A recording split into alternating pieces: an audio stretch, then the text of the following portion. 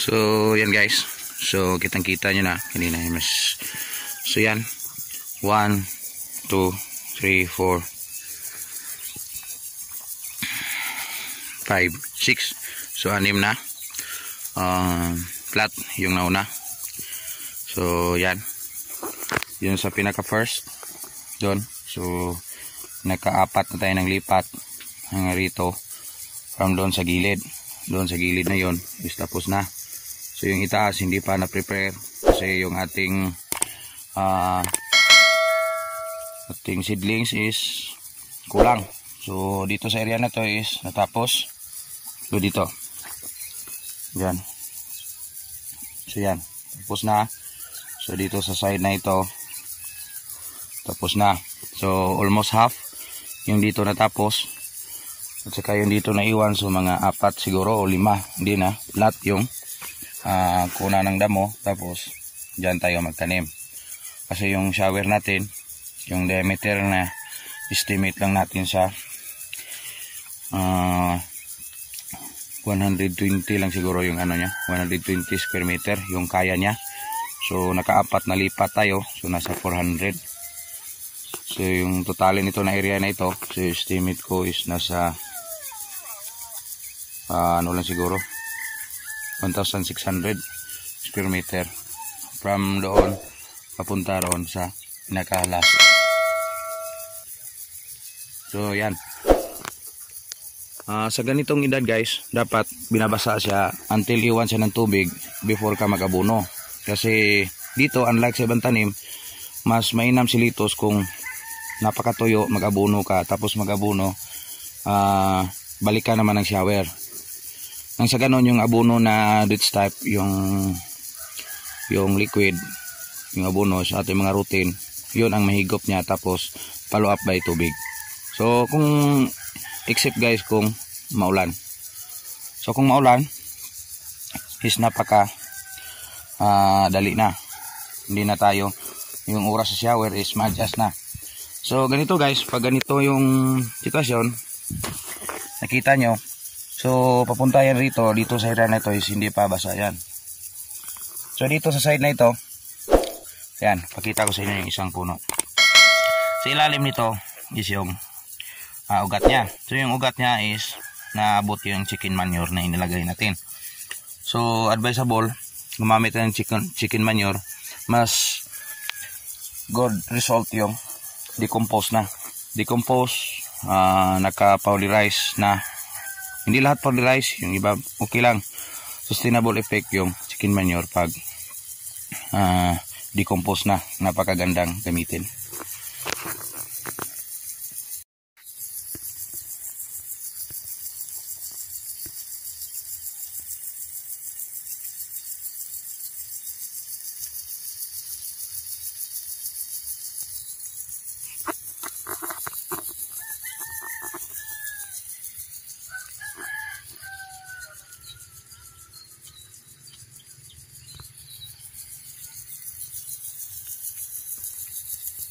A few moments later.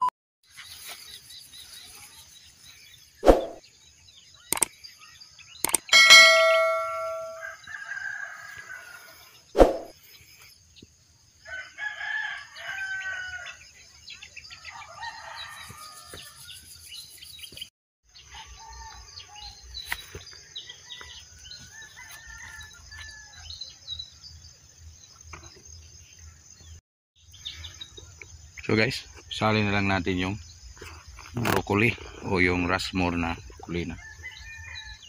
Tinanim ng papa ko. So yan, ito yung height niya, kayo na lang magsabi. Yan, napaka laki. Yan, so yung height nito, handak lang tayo, pero yan, so yan yung laki niya, yung height niya.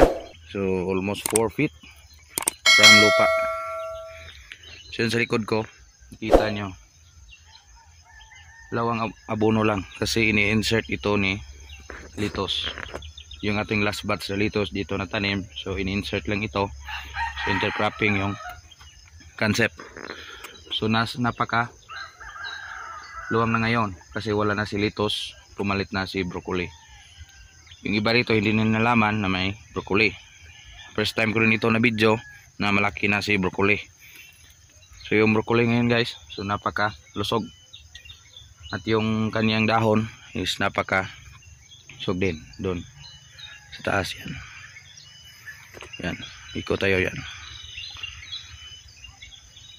So sa edad ni broccoli, mag almost 2 buwan na from yesterday. So 2 buwan kahapon, sobra na 2 buwan after transplant. So matagal si broccoli guys kaysa ibang tanim.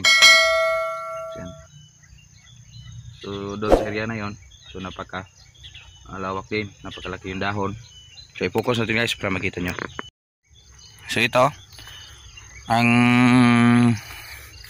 nakapaganda ni broccoli guys is kahit malaki na yung damo sa ilalim, yung taas niya is hindi na malapitan ng damo. Again, si broccoli is nagdala ng flowering stage. Sa flowering stage niya is kumapal pa yung una yung dahon bago magbigay ng napakagandang bulaklak. So ito, sa nakikita nyo, napakasarap sa mata. Again, yung distance niya per puno, ito intercropping kasi pwede, kung hindi sana ito intercropping, mas mabuti malayo-layo kasi ginamita lang ng araro bago ito bungkalin. So wag ganito, araro lang sana yung, kaso hindi mano-mano, ginamita ng improvised roll o yung ating hook na gamit nyo. So ito guys, nakikita nyo ngayon, napaka sarap sa mata.